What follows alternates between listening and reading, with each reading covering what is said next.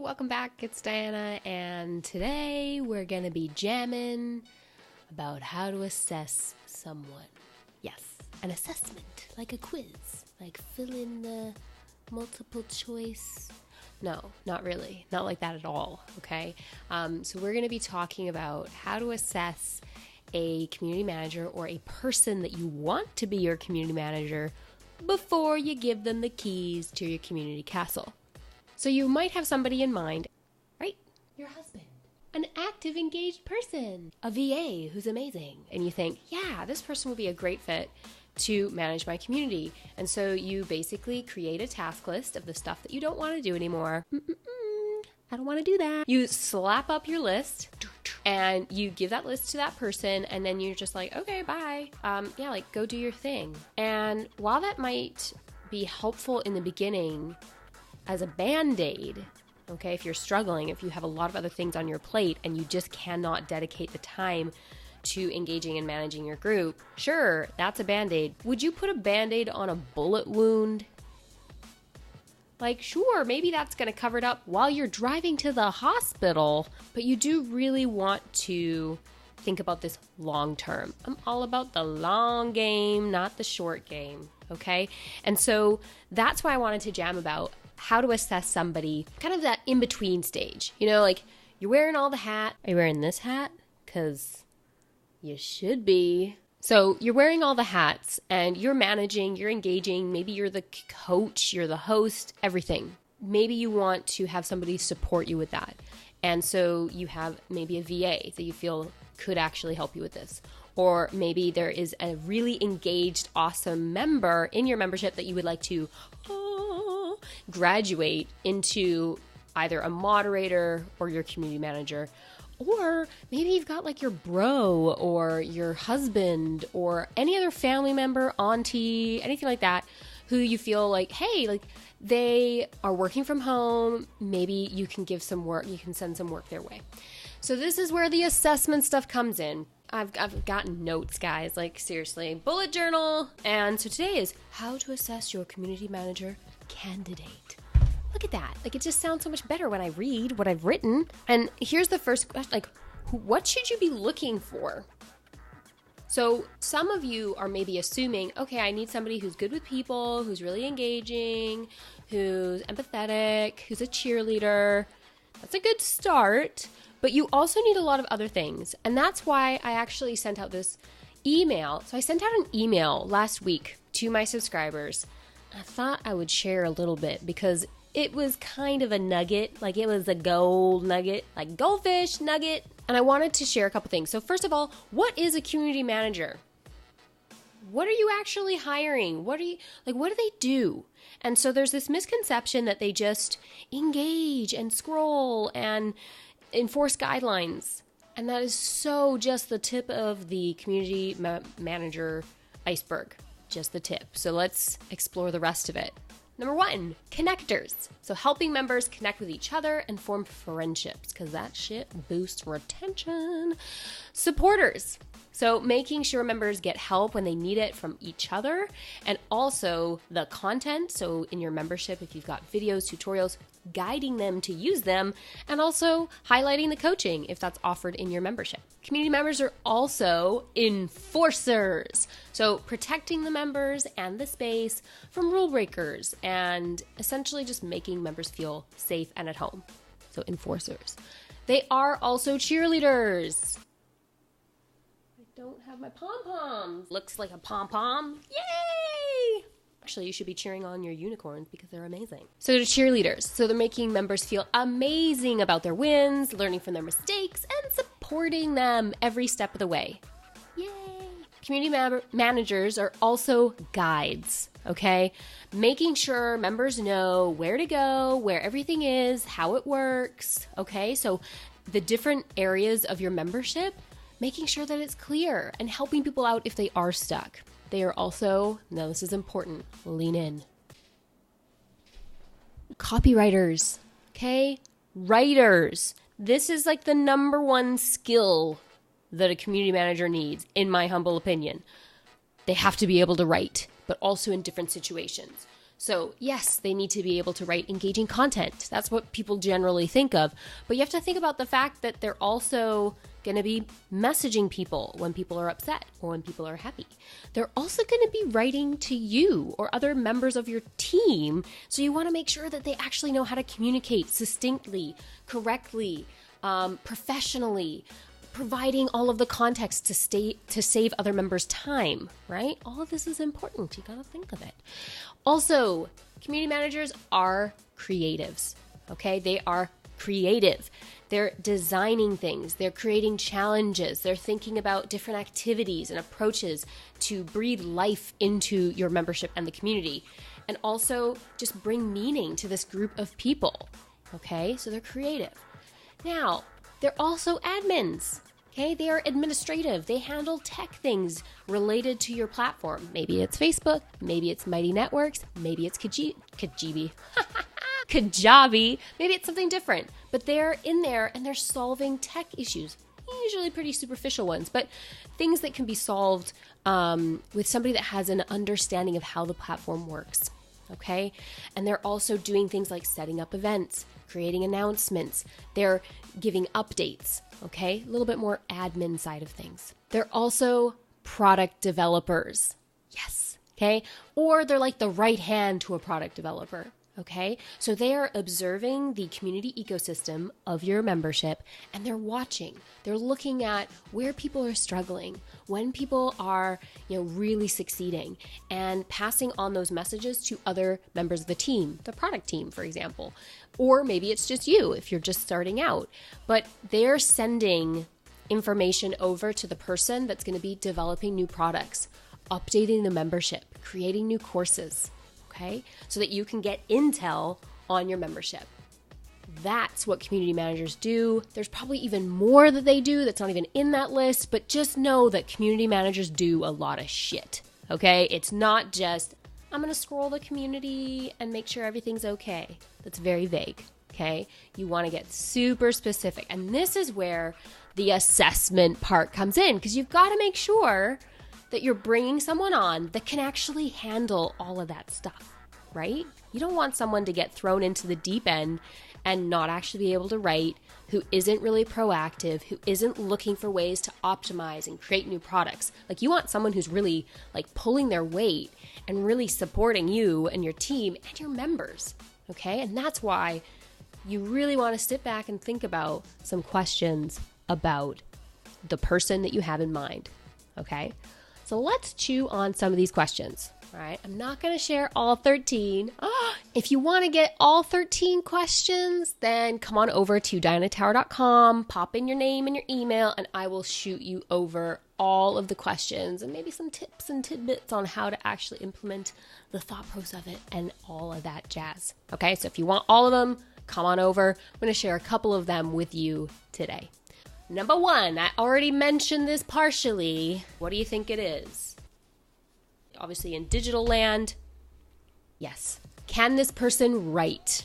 This is by far one of the most important things that you need to assess, because it's going to impact how they engage with members, how they're handling negative situations, positive situations, guiding them, sharing. You need somebody who can express emotion, but also give very clear direction. Okay, so to the members, to you. So imagine if they're sending you an update from the week and they send you a 5-page email. That's going to take up a lot of your time. Imagine somebody else who sends a small, high-level email that has links to all the pertinent documents, and it's very succinct.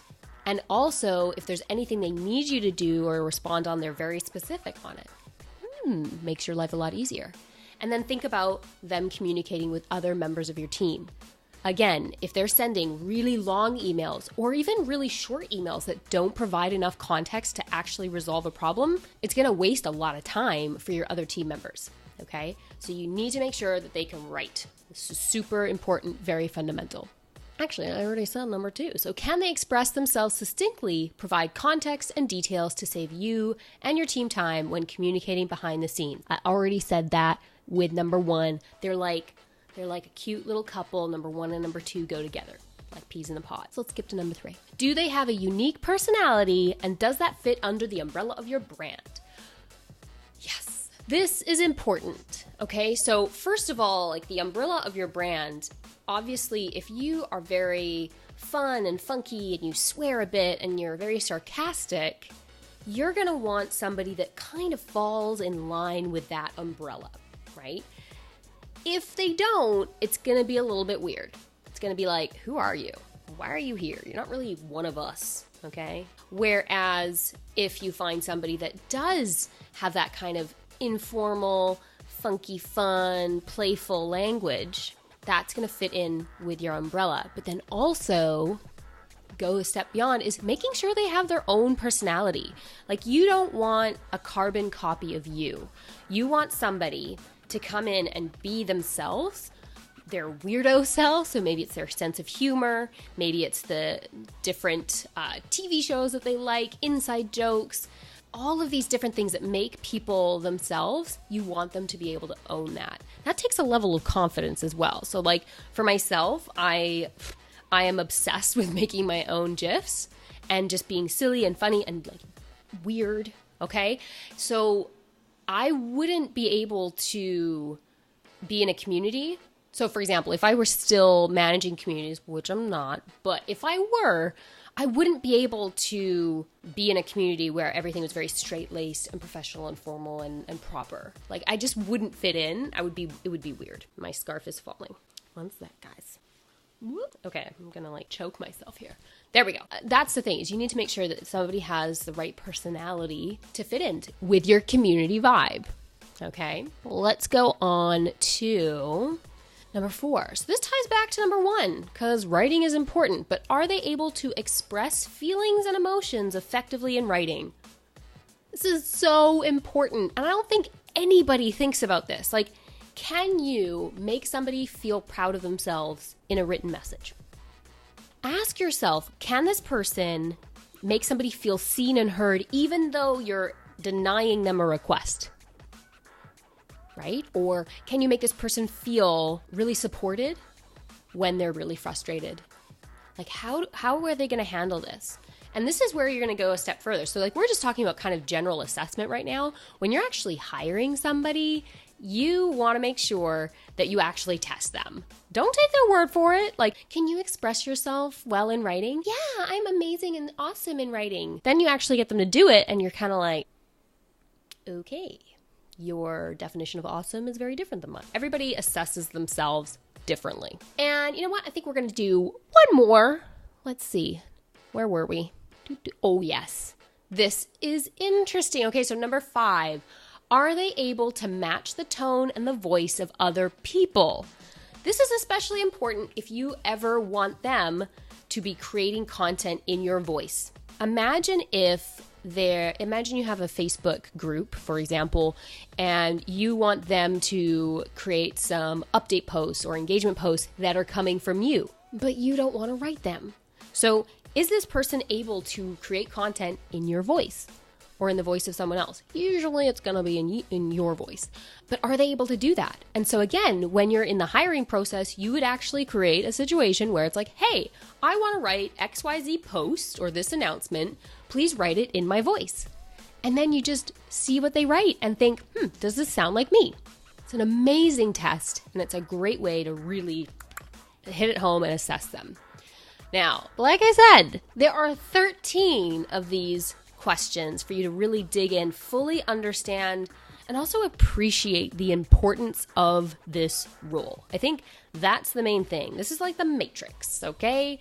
And everybody, well, not everybody, 97% of the membership owner population has this assumption that community management isn't that important, right? It's just like, whatever, I'll get a VA, give them a to-do list, and we're done. So this video and my email and these questions and everything about assessing is basically here to be the red pill to your matrix. Okay, so I want you to pop the red pill, swallow, maybe take a drink. Take the red pill and just realize that community management for your membership is so much more important than you've been led to believe. Okay? A lot of people put it to the side and say, oh, it's not really that important. I'll set this up later. I'll think about this later. And it really isn't.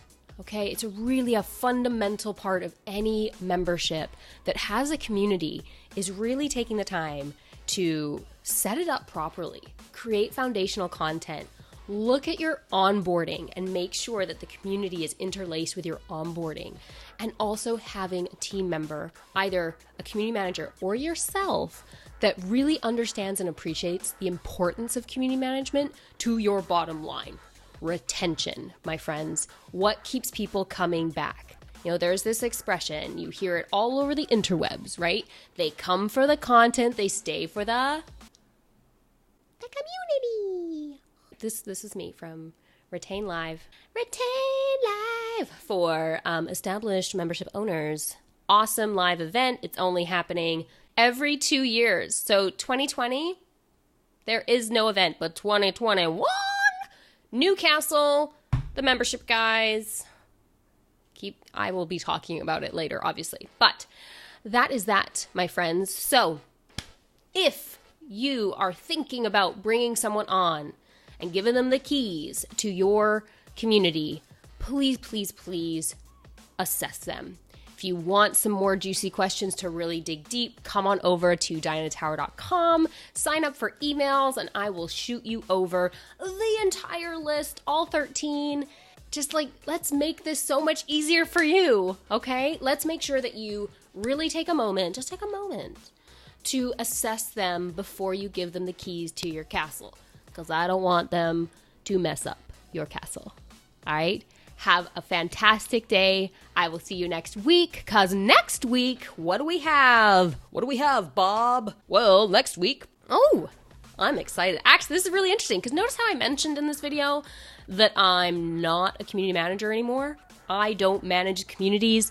Well, that's how I positioned myself basically all of last year and the year before, and that's where all of my publicity, everything that I have out on the internet right now is basically screaming. Why do I have a timer on? I don't know. Tea break. Next week's video. What's happening? This is accountability because I'm talking about it, so I have to do it, right? If I talk about it in this video. Yes, I have basically positioned myself as a community manager for the last 4 years. That's the way the world sees me, and that's not the case anymore, guys. That's not what I do anymore. As you've probably guessed, I've shifted my focus. I no longer actually am in the trenches of community management. I am behind the scenes. I'm like the secret weapon to help membership owners hire and train unicorn community managers. They're amazing. That stick around and that take care of their people and that are awesome and that make them feel good. Peace of mind. Next week, I'm going to be talking about how I'm going to be repositioning myself and how I'm going to be using publicity to do that. Getting out there, putting myself out there, but changing the narrative, you guys. So if anybody is out there, if you're watching this and you're thinking, man, I've positioned myself one way and I need to position it another way. For example, your membership. Imagine if you have a membership and you need to niche this way or you need to change this way, then you're going to want to check out next week's video. It doesn't even exist yet, but it will exist because this is called accountability. And yeah, so I will see you guys then next week. Bye. Can I be cool? Can I do an exit? Boom. This little piggy, he is so cute. This little piggy went to market. This little piggy stayed home. That's a wrap.